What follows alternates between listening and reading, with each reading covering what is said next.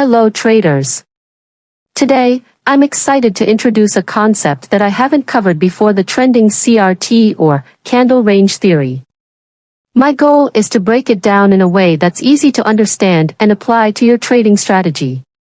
In this video, I'm going to share my perspective on CRT.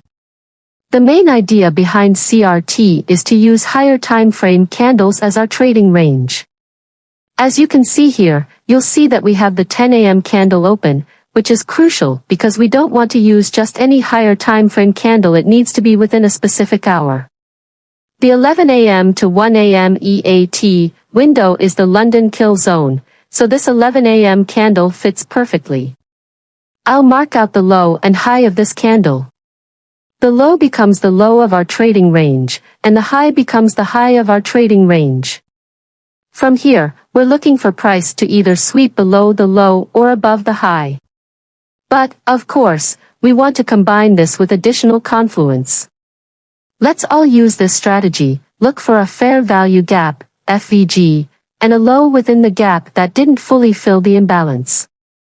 For instance, in this example, the gap formed a low that didn't fill the entire imbalance. I expect the new low to sweep the prior low, fill the imbalance, and then push higher. If this aligns with an hourly or higher time frame low, that's even better.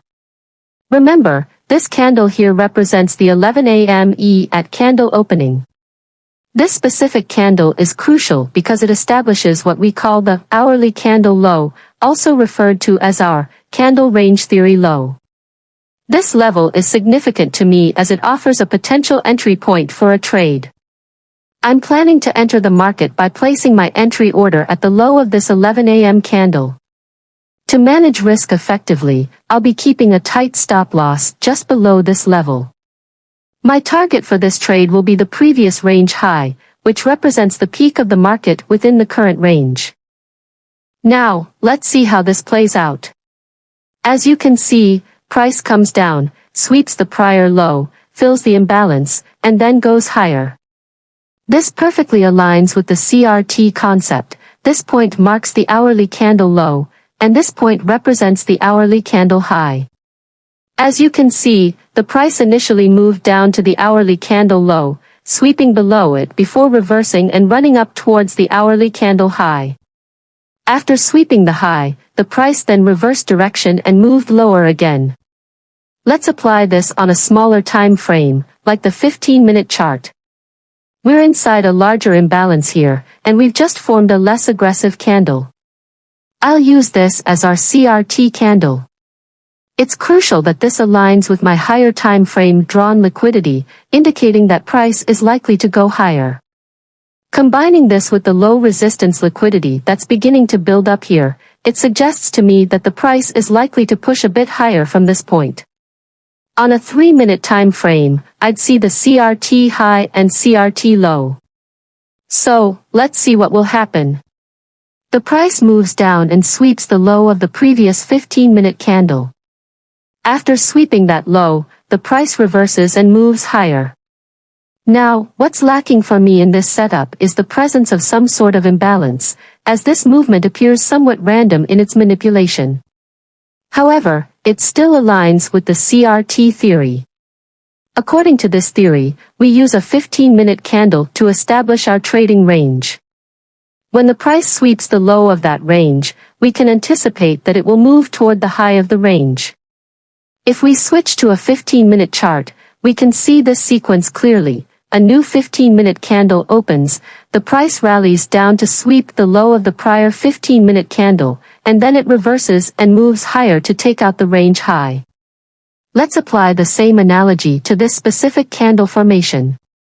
In this case, I'm focusing on observing bullish price action on a 3-minute time frame. My strategy here involves looking for a sweep of the 15-minute low. Notice that this particular low coincides with a gap that didn't completely fill the imbalance. For this trade, I'm planning to set my stop loss here. My target will be the high at this level. Now, we'll wait to see how the trade unfolds. As it turns out, the setup worked as anticipated, resulting in a successful trade. One aspect of this setup that had a slightly lower probability is the fact that we swept the range high before sweeping the range low. Ideally, if I'm planning to go long off a CRT or a higher time frame candle low, I would prefer that the higher time frame candle high remains open. This is because I want the sweep of the higher time frame candle's low to be the manipulation move. However, if the high is swept first, then it's likely that this high sweep was the manipulation I was looking for. But let's look at what happened here.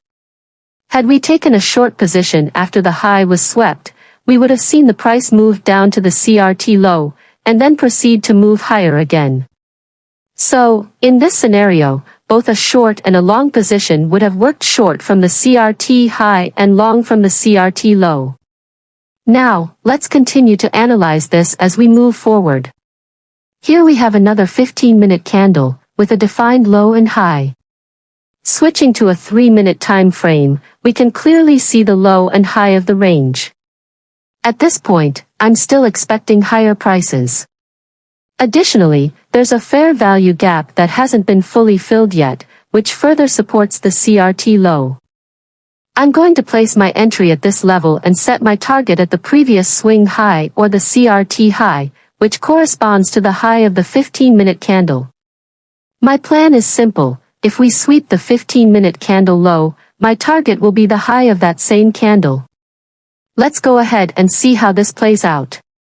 As you can observe, the price initially moved up and swept the high of the range. Based on the analogy, we can anticipate that the price might now come down and sweep the low. Let's see if that happens. Indeed, the low was swept, and afterward, the price continued to move up, hitting the target profit level. This means that both a short and a long position could have been profitable here. This was all due to viewing the 15-minute candles as a range rather than simply as individual candles.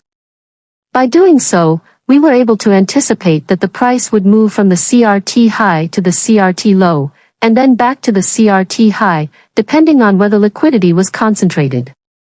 Now, I'm going to apply this approach using a 4-hour candle. I'll mark the CRT low and CRT high, which I expect to define our trading range. Then, I'll switch to a 3-minute time frame and wait for either the range low or the range high to be swept. Let's see what happens. As you can see, we immediately swept the high of the range, which would have been a signal to go short. I'll place the stop loss just above the high and target the range low. As you can see, the trade worked out perfectly. While the manipulation wasn't as clean due to multiple candle closures above the high, that's to be expected when using a 4-hour time frame. On a 4-hour chart, it's still considered a valid sweep, but on lower time frames, you might see a few candle closures above that still validate the manipulation. The key takeaway here is understanding that price moves from the CRT high to the CRT low, or vice versa, based on where the liquidity is drawn. The main idea is to use a higher time frame candle as your trading range, buy the low or sell the high of that range, and ensure that the high or low overlaps with some form of imbalance or a PD array. Then, target the opposite high or low for your trade. This brings us to the end of this video. Don't forget to subscribe, like and share. Bye guys, I will see you in my next video.